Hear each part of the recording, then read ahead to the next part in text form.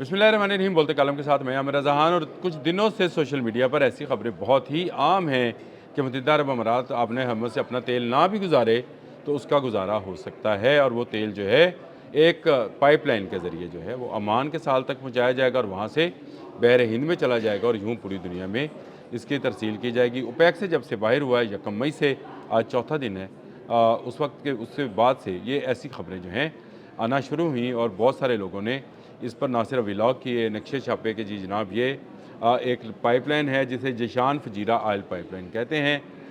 ये मुत्तहिदा अरब अमारात के लिए एक इंतहाई अहम है और इसकी तमीर जो है ये हो चुकी है और इसको मुतबादल रास्ता कहा जाता है। अबू धाबी के जो है इलाके जिशान से तेल लेकर बराह रास्त ये फजीरा की बंदरगाह तक जाती है और इसको जो है खलीज ओमान के साल पर वाक़या जहाज़ों वेसल्स में मुंतकिल किया जा सकता है, जिससे बहर हिंद में जाकर पूरी दुनिया के लिए ये तेल अवेलेबल होगा। बड़ी खुशकुन खबर है। तेल तो सस्ता हो जाना चाहिए क्योंकि मुत्तहिदा अरब अमारात ने तो ओपेक से अलहदगी के बाद जो उसकी कैपेसिटी है 2.9 मिलियन की, उसको बढ़ाने का ऐलान किया था और इसको उनकी कंपनी ने कहा था कि उसको 5 मिलियन तक लेकर जाएंगे। अब ये देखना है कि ये क्या ये पाइपलाइन जो है इतनी बड़ी मकदार में तेल की तरसील कर सकती है। एक पाइपलाइन के अंदर जब तेल को चलाया जाता है तो उसकी रफ्तार जो है वो तकरीबन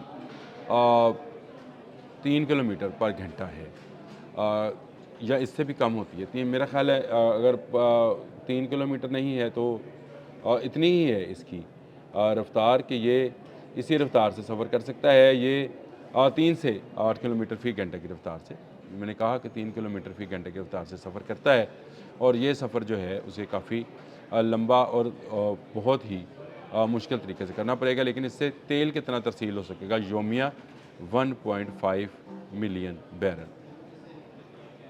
अब आप ख़ुद अंदाज़ा कीजिए कि ये सिर्फ 1.5 मिलियन बैरल है, जबकि तेल के कुओं की जो पैदावार है उसको मुत्तहिदा अरब अमारात बढ़ाना चाहता है। आसान रास्ता वही है, आपने हमस वाला। ये एक मुतबादल रास्ता है जो कि महंगा भी है। ना सिर्फ इस हवाले से महंगा है कि इस पर ज़्यादा सरमाया लगता है। एक पाइपलाइन जो है अरबों डॉलर्स में जो है इंस्टॉल की जाती है और उसके बाद उसकी ऑपरेशनल चार्जेस हैं। वेसल्स का क्या है, उसको आप 24 से 48 घंटों के अंदर भरते हैं।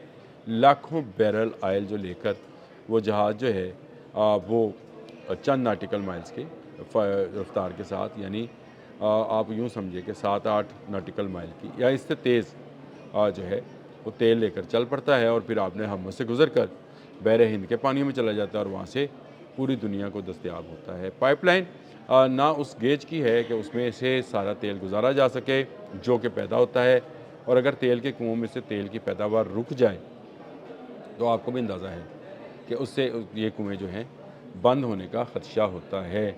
ये बड़ी एक खूबसूरत बात लगती है कि अगर आपने हरमुज़ बंद है तो तेल की तरसील कर ली जाइए, लेकिन ये बहुत ही महदूद पैमाने पर तेल की तरसील होती है, जिसको जो है ये कहा जाए कि महंगा पड़ता है वो भी ठीक है।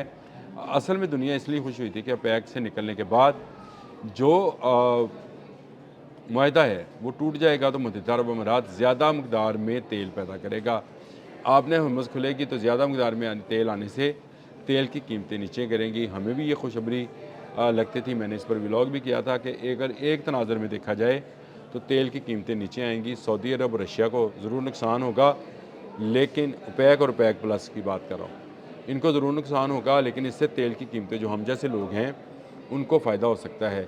अब ये पाइपलाइन जो फजीरा पाइपलाइन है, जिशान फजीरा पाइपलाइन, इसको लेकर बहुत सारे लोग कह रहे हैं कि मुत्तहिदा अरब अमारात के मसाइल हल हो गए, तो नहीं होते हैं। पाइपलाइन से सिर्फ तेल जा सकता है, पहली बात।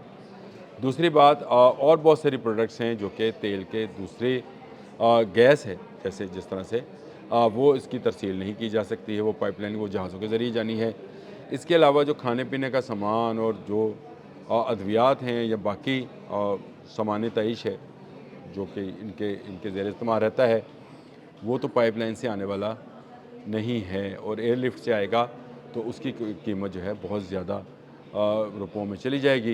ये ताज़ा सब्ज़ियाँ, फल, गोश्त, ये न्यूजीलैंड तक से गोश्त जो है ये यहाँ पहुँचता है मुत्तहिदा अरब अमारात में, और इसके साथ मुंसलिक जितने ममालिक हैं उनमें لیکن آبِ ہرمز بند ہونے سے یہ 400 ویسلز جو ہیں دونوں طرف کھڑے ہیں، گزر نہیں پا رہے ہیں۔ ایک طرف امریکہ کا بلاکیڈ ہے، دوسری طرف ایران بلاکیڈ کر کے بیٹھا ہے۔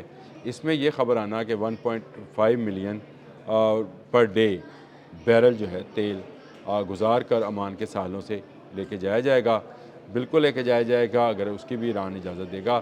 اس کے بالکل سامنے عمان کے جس بندرگاہ کی یہ بات کی جا رہی ہے فجیرہ کی، اس کے بالکل سامنے جاسک کی بندرگاہ ہے جو کہ ایران کے پاس ہے، اور ایران نے بھی وہاں تک 1000 کلومیٹر کی پائپ لائن ڈال رکھی ہے تاکہ بوقت ضرورت وہ تیل جو ہے اس کی ترسیل کو جاری رکھ سکے۔ ایک یہ ہے، دوسرا اس کے پاس ٹرین کا آپشن ہے جو چین تک جائے گی اور چل رہی ہے، اور اس کا استقبال جو ہے وہ لوگ جھنڈے ایران کے لہرا کر چین میں کر رہے ہیں کہ ایرانی تیل جو ہے وہاں پہنچ رہا ہے۔ یہ ساری صورتحال ہے جس میں یہ سمجھا جا رہا تھا کہ شاید یہاں ویڈیوز میں اس طرح اس کو پورٹرے کیا جا رہا ہے کہ متحدہ عرب امارات نے متبادل راستہ تلاش کر لیا ہے۔ متبادل راستہ جشان فجیرہ جو ہے یہ پہلے سے موجود پائپ لائن ہے، لیکن یہ تمام چیزوں کے لیے نہیں ہے۔ تیل کی بھی ایک خاص مقدار جو کہ پوری پیداوار کا 1/3 ہے، اس کو یہ منتقل کرنے کے قابل ہے۔ سارا تیل جو ہے اس طرح سے نہیں جا سکتا ہے، اس کے لیے ایک نئی پائپ لائن جو ہے وہ ڈالنی پڑے گی۔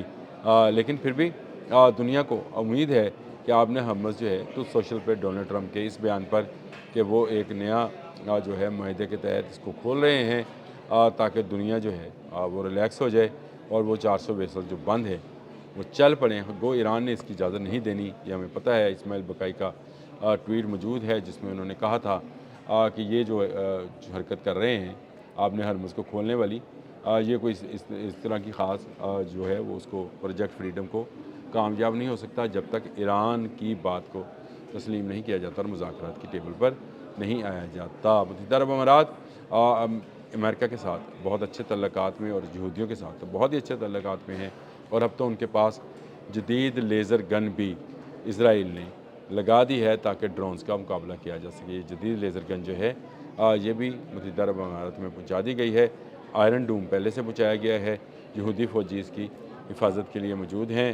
تمام تر تیاریاں جو ہیں اسرائیل نے مکمل کر لی ہیں کہ ایران پر کس طرح اور کیسے حملہ کرنا ہے، لیکن یہ حملہ جو ہے بہت جلد ایران جو ہے اس کو ناکام بنائے گا، کیونکہ وہ آئرن ڈوم توڑنے کا عادی ہے، اور آئرن ڈوم کو توڑنا جو ہے اس کے لیے اب بائیں ہاتھ کا کھیل ہے۔ وہ سمجھ چکا ہے ساری گیم کو کہ کس طرح سے انٹرسیپٹر میزائل جو ہیں ان کو تباہ کیا جا سکتا ہے، اور ان کو تباہ کر کے جو ہے اپنی جو ضرورت ہے یا اپنا روب جو ہے اس کو جمایا جا سکتا ہے۔ آبِ ہرمز بند ہے، جب تک آبِ ہرمز نہیں کھلے گی تیل کی وہ ترسیل جو کہ آپ کو مختلف سوشل میڈیا کے اکاؤنٹ سے، چاہے وہ ٹک ٹاک ہے، انسٹا ہے، فیس بک ہے اور یوٹیوب ہے، میں نظر آ رہا ہے، یہ اس طرح سے نہیں ہے۔ ایک محدود پیمانے پر تیل کی ترسیل، اور یہ میں آپ کو بتا دوں ایران بھی جاسک کی بندرگاہ تک جو پائپ لائن کے ذریعے تیل لے کے جائے گا وہ بھی محدود پیمانے پہ ہے۔ رہنا سمندروں پر ہی جو ہے تجارت نے رہنا ہے، یعنی سمندروں پہ جنگ کا جو میں آپ کو نظریہ میں بتایا کرتا ہوں کہ پانیوں پہ جنگ ہوگی تو یہ پانیوں پر ہی جنگ رہے گی۔ آب ناؤں میں اور یہ جو اسٹیٹس ہیں ان میں ہی یہ جنگ جاری رہے گی۔ یہ کھولے بغیر نہ تجارت کھل سکتی ہے، نہ تیل کی قیمتیں نیچے آ سکتی ہیں۔ تیل کی قیمتوں کو اگر نیچے لانا ہے تو ان کو کھولنا ہوگا۔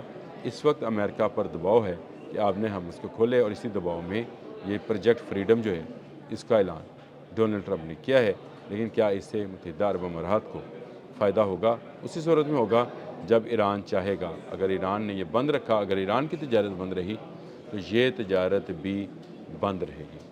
اب تک کے لیے اتنا ہی۔ اللہ حافظ۔